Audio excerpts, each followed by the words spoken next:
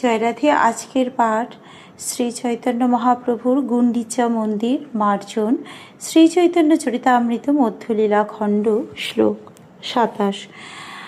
আমি কোন ক্ষুদ্রজীব তোমাকে বিধি দিব, আপনি মিলিবে তারিখ তাহাও দেখিব। রাজা তোমারই স্নেহ করে, তুমি স্নেহবশ, তার স্নেহে করাবে মোরে তোমারও পরশ। যদ্যপি ঈশ্বর তুমি পরম স্বতন্ত্র, তথাপি স্বভাবে হও প্রেম পরতন্ত্র। নিত্যানন্দ কহে হয়েছে হয় কোনজন, যে তোমারে কহে করো রাজে দর্শন।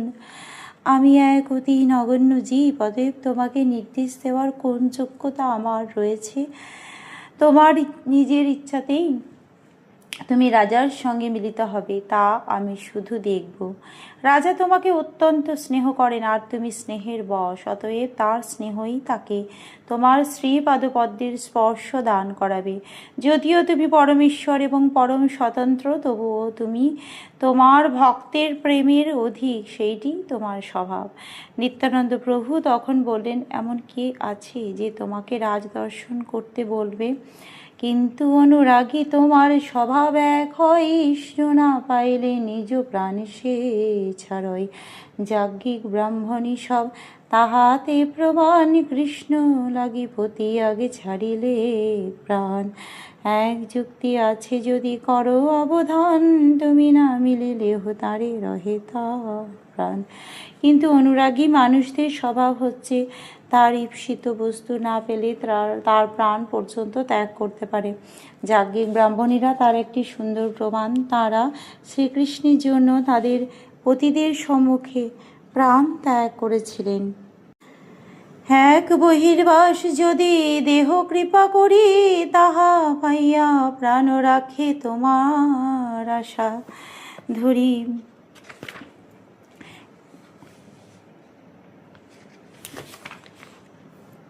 নিত্যানন্দ প্রভু তখন মহাপ্রভুকে একটি প্রস্তাব বিবেচনা করতে বললেন। তুমি তার সঙ্গে সাক্ষাৎ না করলেও যদি তাকে কৃপা করে তুমি তোমার একটি বহির্বাস দাও, তাহলে হয়তো ভবিষ্যতে তোমার সাক্ষাৎ লাভের আশায় রাজা প্রাণ ধারণ করবেন।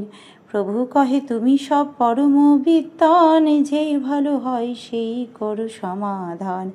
তবে নিত্যানন্দ গোসাই গোবিন্দের পাশ মাগিয়া লইল প্রভুর এক বহির্বাস। সেই বহির্বাস সার্বভৌম পাশ দিল, সার্বভৌম সেই বস্ত্র রাজারে পাঠালো।